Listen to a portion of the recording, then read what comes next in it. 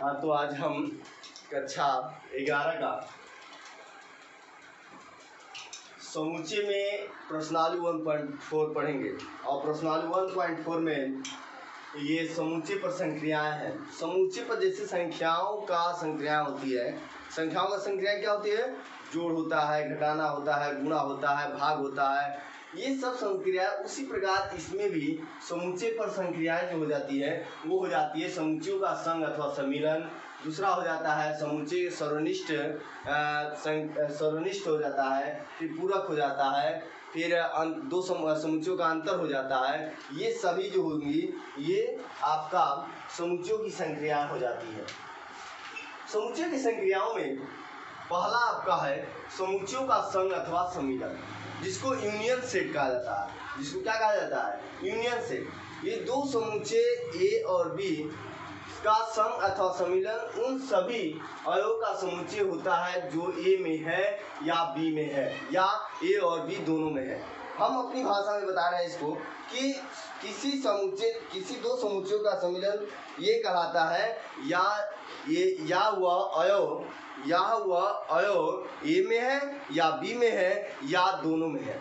कहने का मतलब यह जो कार्य करता है, हम मैथ में पढ़े हैं लसर, जो लसर होता है उसकी तरह कार्य करता है। जैसे यदि सपोज दैट एक सेट ले लिया गया A = 1 2 3 और B ले लिया गया सेट आपका 2 3 4, तो यहाँ पर आपका यह यूनियन, इसको यूनियन होता है, इसका इंग्लिश यूनियन ऑफ सेट, और इसको U से प्रदर्शित करते हैं। इसका प्रतीक प्रदर्शित होता है, इसे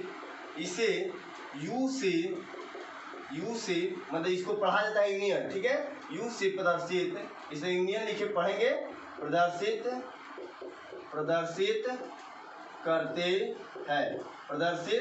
करते हैं, ठीक है।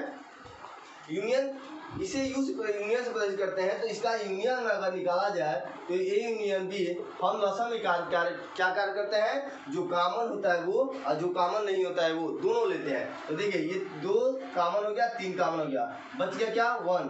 तो इसमें 1 हो जाएगा, 2 हो जाएगा, फिर 3 होगा और फिर क्या हो जाएगा? 4। अब जो कॉमन हुआ उसको एक ही बार लिखते हैं। जो लसर में हम कार्य करते हैं, हमारा एलसीएम जब निकालते हैं तो क्या करते हैं? जो कॉमन है वो और जो कॉमन नहीं है वो, वही आपका यूनियन हो जाता है। उसी प्रकार यूनियन में भी हम करते हैं, ए यूनियन बी में। तो ये फिर हम दोहरा दें, यदि दो समुच्चय ए और बी का संघ अथवा सम्मिलन उन सभी अवयवों का समुच्चय होता है जो ए में है या बी में है या दोनों में है।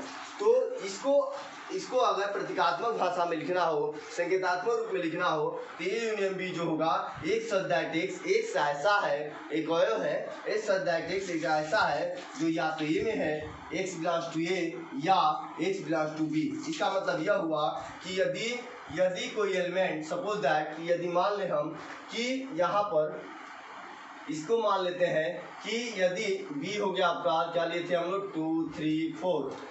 तो यदि हम मान लें कि 2 बिलोंग्स टू ए, तो यदि अगर यूनियन हमारा आया तो ए यूनियन बी में, तो यदि हम कर दें तो 2 belongs to A union B, तो इसका मतलब यह हुआ कि जो 2 होगा या तो ए में होगा, 2 बिलोंग्स टू ए, या 2 बिलोंग्स टू बी।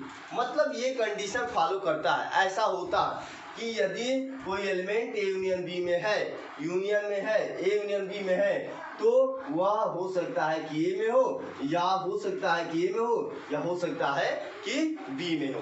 बात समझ में आ गया? तो इसी को दर्शाया गया कि x belongs to A union, ये प्रतीकात्मक रूप हो गया। और इसको यदि एक यहाँ तो ये बताया कि ए यूनियन बी, यदि कोई ए यूनियन सेट है तो उसमें जो समुच्चय होंगे या तो ए के होंगे या बी के होंगे।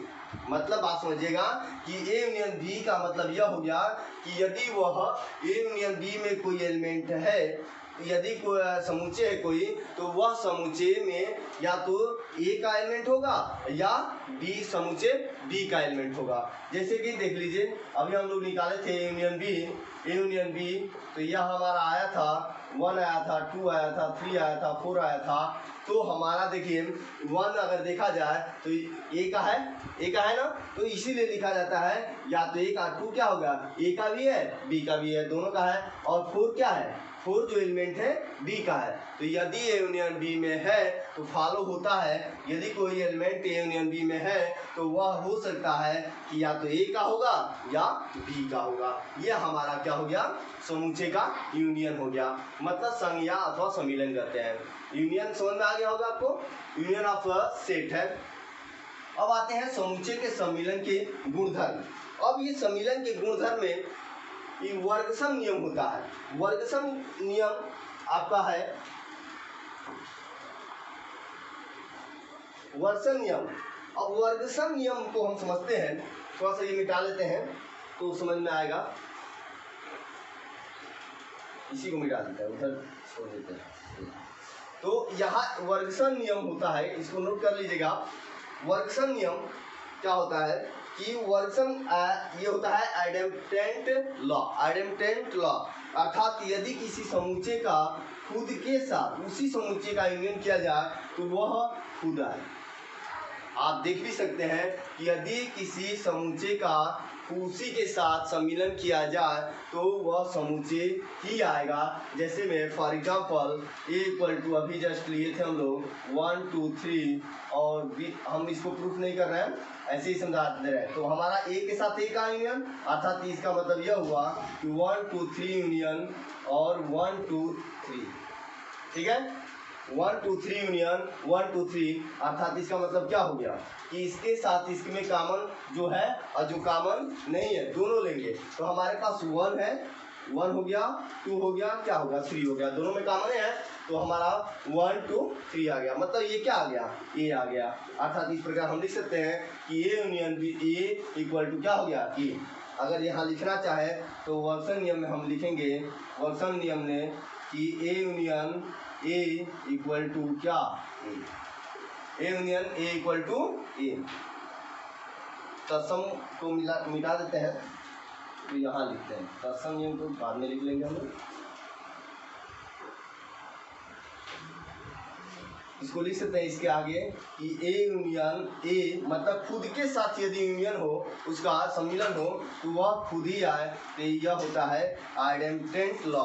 अब क्रम विनिमय नियम कहता है कि यदि दो का ए यूनियन बी जो होता है, जो हम पहले भी पढ़ चुके हैं ए यूनियन बी, तो अर्थात ये हो जाता है आपका कि यदि ए यूनियन बी ये कहता है क्रम विनिमय नियम कहता है कि यदि दो सेटों का यूनियन निकाला जाए और फिर उसी को उल्टा करके यूनियन निकाला जाए तो बी यूनियन क्या हो जाएगा, ए हो जाएगा। तो इसमें कोई अंतर नहीं होगा। यदि हम ए यूनियन बी निकालें और फिर उसका या तो बी यूनियन ए निकालें तो दोनों का मान क्या आएगा, दोनों के द्वारा सेम आएगा। तो इसके कोई यह क्रम विनिमय नियम का पालन करता है। गुणधर्म में A union B equal to B union A होता है। क्रम विनिमय नियम का क्या करता है, पालन करता है, ठीक है। अब आते हैं साहचर्य नियम। जब साहचर्य नियम का हो जाता है, इस पर भी एग्जाम्पल ले सकते हैं हम लोग। जैसे में एग्जाम्पल ले लेते हैं, फिर समझ लेते हैं। ए इक्वल टू हम वही एग्जाम्पल ले लेते हैं 1 2 3 और बी इक्वल टू हो गया 2 3 4 और यहाँ A union B equal to ये हो गया आपका 1 2 3 4। अब ए यूनियन बी हो गया, फिर हम निकालते हैं बी यूनियन ए, तो हमारा क्या हो जाएगा, देख लीजिए बी यूनियन ए, तो बात वहीं आएगी 1 2 3 4। अर्थात यदि यूनियन में ए यूनियन बी का क्रम यदि बदल भी दें तो हमारे मान में कोई अंतर नहीं आ सकता। अर्थात कहीं अगर ये यूनियन बी है तो हम इसको बी यूनियन ए लिख सकते हैं। इन चीज़ों को ध्यान में रखिएगा, A union B equal to B union A, ठीक है। अब कहता है साहचर्य नियम। साहचर्य नियम, अब साहचर्य नियम में क्या होता है कि यदि तीन समुच्चय ए बी और सी इस प्रकार हो कि A union B union C, तो इसको हम ऐसे भी लिख सकते हैं A union B union C. अर्थात यदि दो का यूनियन निकाल कर तीसरे सेट के साथ यूनियन करते हैं तो हमारा पहले का और दो यूनियन का निकाल कर और दोनों यूनियन का करें पहले के साथ तो भी हमारा क्या होगा, मान में कोई अंतर नहीं आएगा। आप एग्जाम्पल द्वारा देख भी सकते हैं, इसमें कोई दिक्कत नहीं होगा। मतलब ये दिमाग में रखिएगा, आप ट्राई कर सकते हैं, इसमें कोई दिक्कत नहीं है। अब आते हैं हम तत्समक तत्समक नियम पर। इसको नोट कर लीजिएगा, कहीं भी आपको दिक्कत हो जरूर कमेंट बॉक्स में कमेंट करके बताएं।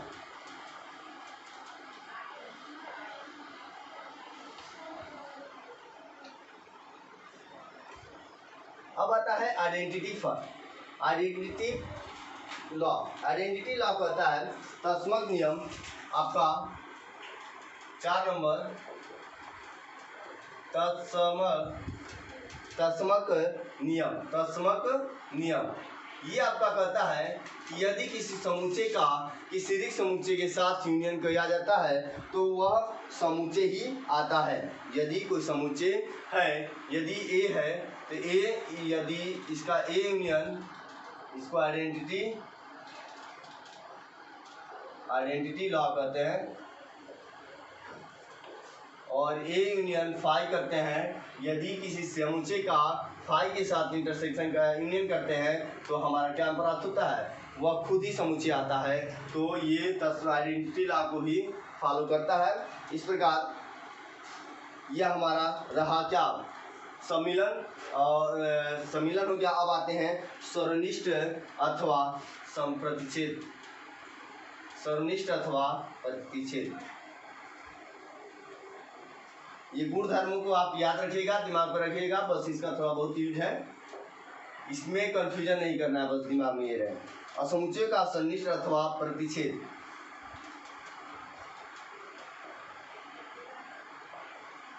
समुच्चयों का सर्वनिष्ठ अथवा प्रतिच्छेद, और प्रतिच्छेद को इंटरसेक्ट कहा जाता है, और इसको इंग्लिश में इंटरसेक्शन ऑफ सेट कहा जाएगा। Intersection of set, intersection of set, intersection of set, intersection of set. और इंटरसेक्शन ऑफ सेट को उल्टा यू ऐसे प्रदर्शित करते हैं, और इसको इंटरसेक्शन पढ़ेंगे, ठीक है।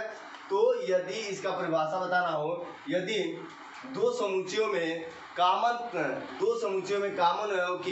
अवयव का समुच्चय क्या कहलाता है, समुच्चयों का सर्वनिष्ठ प्रतिच्छेद, सर्वनिष्ठ कहलाता है अथवा प्रतिच्छेद कहलाता है। दो समुच्चय ए और बी के उभयनिष्ठ अवयव का समुच्चय, दो समुच्चय ए और बी के, परिभाषा सुनिएगा, दो समुच्चय ए और बी के उभयनिष्ठ अवयव का समुच्चय आपका क्या कहलाता है, सर्वनिष्ठ अथवा प्रतिच्छेद कहलाता है। सर्वनिष्ठ अथवा क्या कहलाता है, प्रतिच्छेद कहलाता है। अब आपका इसको उल्टा इंटरसेक्शन ऐसे प्रदर्शित करते हैं, इसको इंटरसेक्शन को। और यदि मान लेते हैं कि ये एग्जाम्पल में, अब इसका मतलब ये हो गया कि ए इंटरसेक्शन बी में equal to, A intersection B में इक्वल टू हो जाएगा समुच्चयों ए एवं बी में उभयनिष्ठ अवयव का समुच्चय, उभयनिष्ठ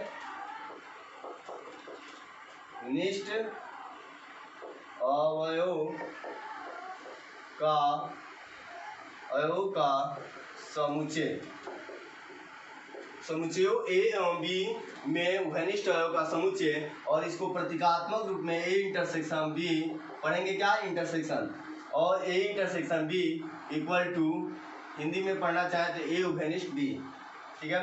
तो A intersection B equal to आपका क्या हो गया, X such that X belongs to A, या नहीं होगा, उभयनिष्ठ में तो दोनों में है, तथा हो गया, यहाँ पर क्या होगा, तथा एक्स बिलोंग्स टू वही। हमने सम्मिलन में, संघ में पढ़ा था, सम्मिलन में पढ़ा, यूनियन में पढ़ा कि यदि ए यूनियन बी है तो इसका मतलब यह हुआ कि X such that X belongs to A या एक्स बिलोंग्स टू बी।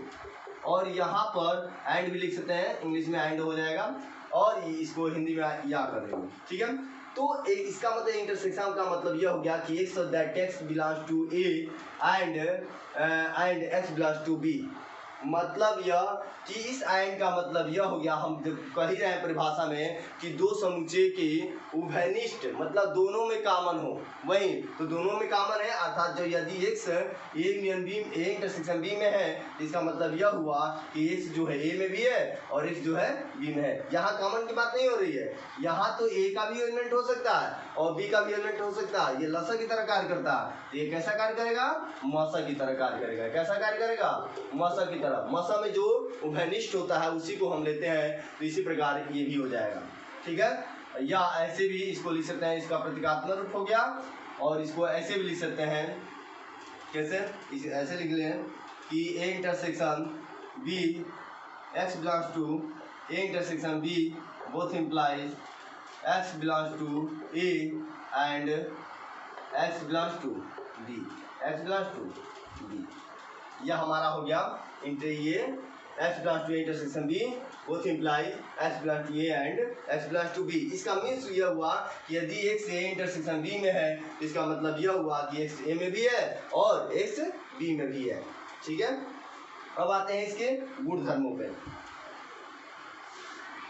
गुणधर्म, सर्वनिष्ठ का गुणधर्म,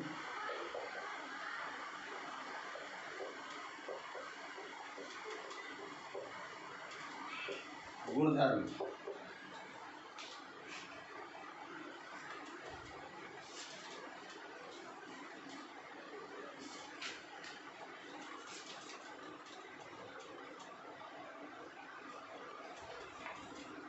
और पहला है आपका वर्गसम नियम। वर्गसम नियम, वर्गसम नियम में इसका भी अभी जस्ट बताया कि वर्गसम नियम क्या होता है, खुद के साथ खुद। तो अर्थात ए इंटरसेक्शन ए करेंगे, आप ही बताइए, जो खुद में है, जो व्यक्ति अपने में अपना ही कॉमन नहीं हो सकता है, हो ही सकता है, अर्थात ए इंटरसेक्शन ए हो सकता है, ए इंटरसेक्शन ये हो सकता है। अब आते हैं क्रम विनिमय,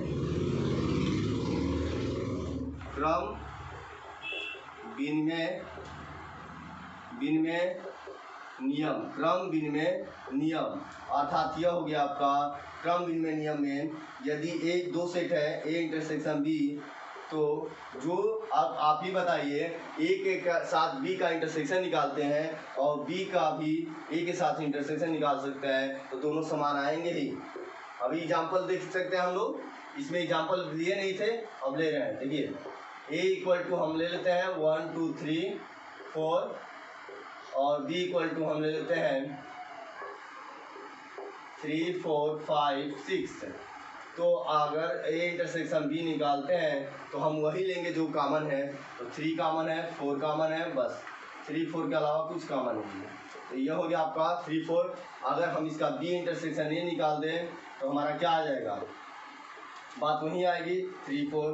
तो दोनों इक्वल है कि नहीं है, दोनों इक्वल है ना, अर्थात ए इंटरसेक्शन बी और बी इंटरसेक्शन ए दोनों क्या होंगे, आपस में बराबर होंगे। इस प्रकार आपका क्रम विनिमय नियम का ये पालन करता है। अब आते हैं साहचर्य नियम पे।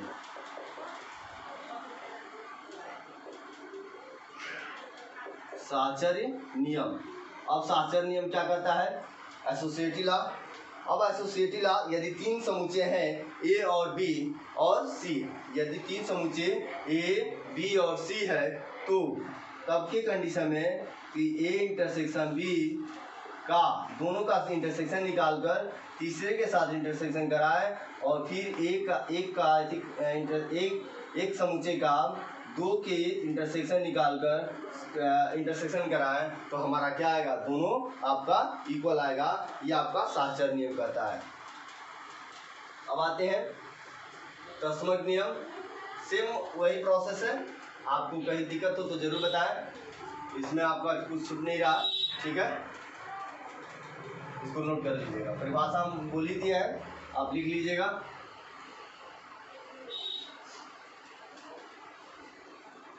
अब आते हैं तत्समक। तत्समक नियम, तत्समक नियम में आइडेंटिटी लॉ। आइडेंटिटी लॉ अभी बताए कि क्या होता है। आइडेंटिटी लॉ मतलब खुद के साथ खुद खुद का किसी भी समुच्चय के साथ इंटरसेक्शन हो, फाई ए तो क्या हो जाएगा ए इंटरसेक्शन फाई। अब खुद के साथ इंटरसेक्शन फाई का हो तो क्या आएगा, आप ही बताइए कि एक में कुछ भी रिक्त समुच्चय नहीं है, ये है और ये है और उसका इंटरसेक्शन फाई हो रहा है, मतलब ये सेट है और इसका एक रिक्त समुच्चय ले लेते हैं, सपोज दैट कुछ भी एलिमेंट नहीं है, तो इसमें कॉमन क्या है जी, कुछ नहीं है, अर्थात यह हो जाएगा आपका रिक्त समुच्चय। ये क्या हो गया आपका रिक्त समुच्चय हो जाएगा, मतलब फाई, अर्थात ये आइडेंटिटी लॉ कहता है, आइडेंटिटी लॉ ये कहता है कि अगर इसका ये किसी समुच्चय का किसी रिक्त समुच्चय के साथ इंटरसेक्शन कराए तो हमारा क्या आएगा, फाई आएगा। अब आते हैं हम वितरण नियम अथवा बंटन नियम। वितरण नियम एक आपका लास्ट है इसका सोलिस्ट का गुणधर्म है कि वितरण नियम में यदि इसका किसी दो समुच्चयों का यूनियन निकालकर किसी तीसरे समुच्चय का इंटरसेक्शन करें, फिर दो समुच्चयों का इंटरसेक्शन निकालकर ए और बी का इंटरसेक्शन निकालकर और ए और सी का इंटरसेक्शन निकालकर उनका यूनियन करें तो दोनों आपस में बराबर आएंगे। फिर आपका ए आप एग्जाम्पल लेकर देख लीजिएगा, जरूर आएगा बराबर, ठीक है। और ये भी आपका क्या होगा, यदि दो समुच्चयों का इंटरसेक्शन निकालकर तीसरे के साथ यूनियन करें तो दो समुच्चयों का यूनियन, और आपका ये इस टाइप का क्वेश्चन आपको मिलेगा चैप्टर में, इसलिए हम एग्जाम्पल नहीं ले रहे हैं, आप जो है इसको मैं दिखा दूंगा एक्सरसाइज में, आपको समझ में आ जाएगा। और ए यूनियन सी, तो इनका दोनों का यूनियन निकालकर और उन दोनों का इंटरसेक्शन कर दें तो ये दोनों क्या होंगे, आपस में बराबर आ जाएंगे। अब आते हैं हम लोग अंतर पे। दो समुच्चयों का अंतर, इसको नोट कर लीजिएगा। दो समुच्चयों का अंतर है आपका, दो समुच्चयों का अंतर। हम ये समुच्चय की संक्रियाएं पढ़ रहे हैं और समुच्चय की संक्रियाओं में ये तीसरा नंबर है, और आपका दो समुच्चयों का अंतर है आपका कि दो समुच्चय का अंतर में आपका ये,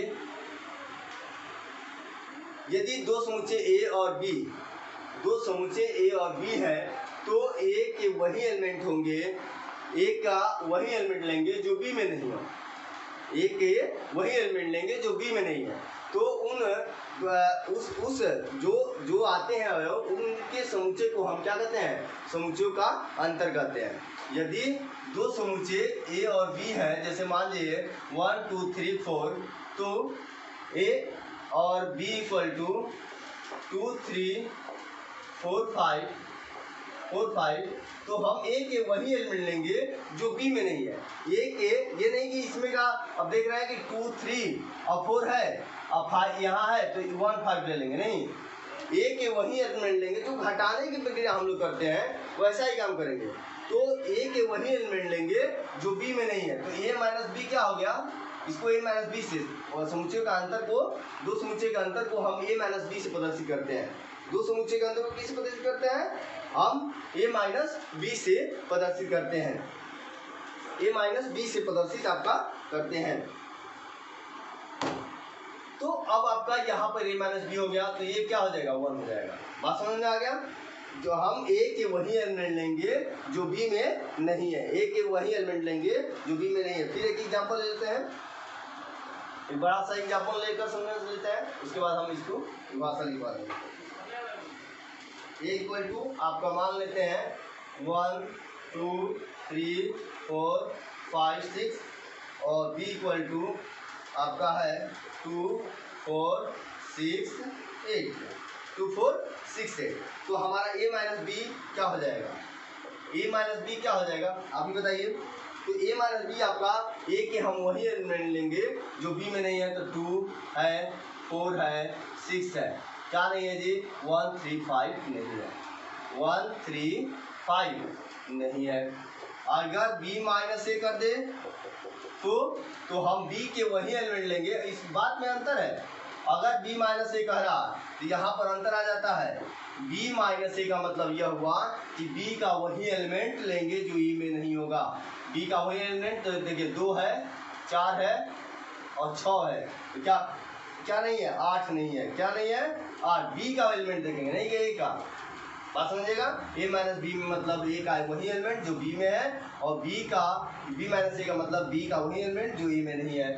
a का वह एलिमेंट जो b में नहीं है और b का वह एलिमेंट जो a में नहीं है। इसको कंफ्यूजन दूर रखिएगा, कोई दिक्कत नहीं होगा। हम इसकी फिर लिख लेते हैं कि a माइनस बी में परिभाषा यह लिखेंगे कि वह दो समुच्चयों का अंतर वह होता है जो दो समुच्चयों का अंतर में a के वही एलिमेंट लेते हैं जो b में नहीं है। a के वही एलिमेंट लेते हैं जो b में नहीं है, अर्थात a minus B equal to हम लिख सकते हैं दो समुच्चय a और b, समुच्चय a के वही एलिमेंट, a के वह अवयव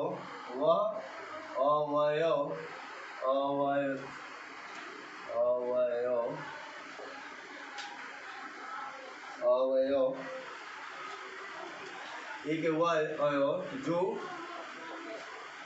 b में नहीं है, जो b में नहीं है, या a माइनस बी यदि प्रतीकात्मक रूप में लिखना हो इसको लिखेंगे x that x belongs to a तथा x not belongs to b।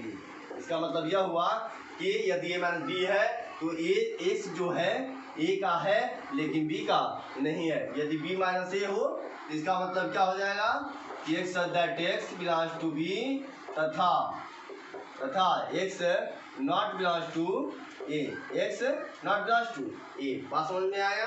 अब इसको ऐसे लिख लेते हैं, यदि x belongs to a minus a तो बोथ इंप्लाइज क्या हो जाएगा, बोथ इंप्लाइज लिख सकते हैं कि x बिलोंग्स टू a तथा x not belongs to b।